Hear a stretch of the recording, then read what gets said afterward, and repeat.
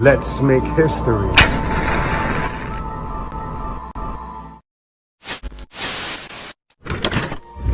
So New York City's crime problem continues to worsen. 2 teenagers were rolling dice and got shot last night on Halloween on 71st in Amsterdam. Now let me just tell you, I grew up not that far from there. And then I went to high school like around the corner from there, up the block and around the corner from there. I went to King High School. Also went to Brandeis, which is also not far from there. So I know the area. That area is basically the Lincoln Center area, and that is not the hood, although there are projects a little further down in West Amsterdam projects. Shout out to Gesso and Brenados. If you know, you know. But there's Amsterdam projects, but generally that is not the hood. That's like the Lincoln Center district. So, and in 72nd, that's old money. That's the Upper West Side. And so you got guys shooting dice over there. That was unheard of all through when I was growing up. This is something new. Scary moments just about 50 blocks north of the parade. 2 people hit by bullets when gunfire suddenly rings out on the Upper West Side, and the streets were packed. Packed full of kids and their parents out trick or treating. A Halloween night treat at McDonald's was cut short tonight. Families in their costumes had to leave their Happy Meals behind just after 6:30, directed out the back door, while police taped off a bloody sidewalk. Eu já me saí correndo, claro. This eyewitness was just steps from the shooting on West 71st Street. Estava como 5 ou 6 personas e com das bolsas. He says there were about 5 or 6 people running toward the McDonald's. Turns out one of them was the 17-year-old victim. They ran inside.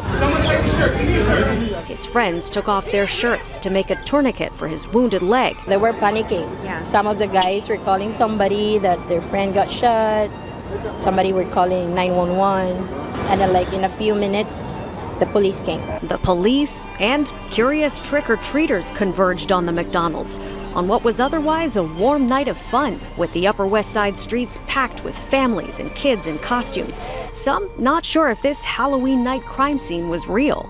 Police covered the shell casings with cones around the corner, where witnesses had seen one young man running in the opposite direction from the victim and his friends. I quickly ran out to the front of the house, and I saw the guy running down the block. What did you hear? 4 or 5 gunshots. The NYPD says it's looking for 2 suspects who fled the scene on a city bike, and that there were actually 2 victims here tonight. The second young man shot is 19, and he showed up later at Mount Sinai Hospital with a wounded arm. Much love to my dude, Swan, who sends me links, sent me the link on this. I appreciate that. Thankfully, the 2 teenagers lived, but there have been over 5 teenagers killed in New York City, throughout the city, in the past week.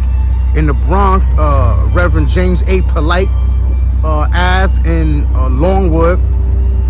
Used to have family that lived right up the block from there on Prospect. And 163rd in Harlem, on 124th in Lenox, in Crown Heights, in East Flatbush. There doesn't seem to be any solution. A teenager shot and killed in the Bronx, and it's just the latest killing in a rash of deadly gun insanity involving young people in New York City, a spree that started last Thursday. As investigators look for answers in the crime scene behind me, a larger, darker pattern is at play. 5 boys have now lost their lives to gun violence in 5 separate incidents in the last 5 days.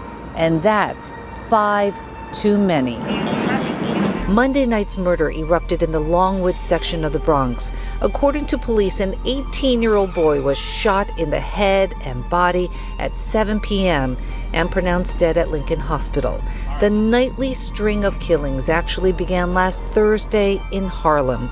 We're told 16-year-old Clarence Jones was gunned down on West 124th Street.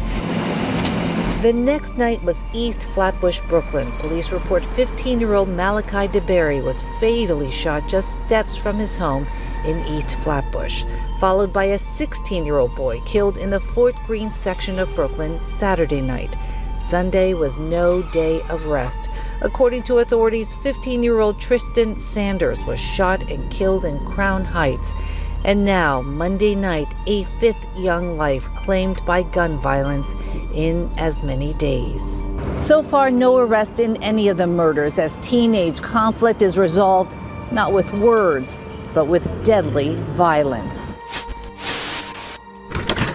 And believe it or not, during the course of me taping this video, I'm standing here as I'm talking, and I see 4 guys running very quickly down the block, and then I hear a woman from behind me, and there was a cop SUV parked around the corner, and she ran up to the cop and said, "Officer, those kids just snatched the phone out my back pocket."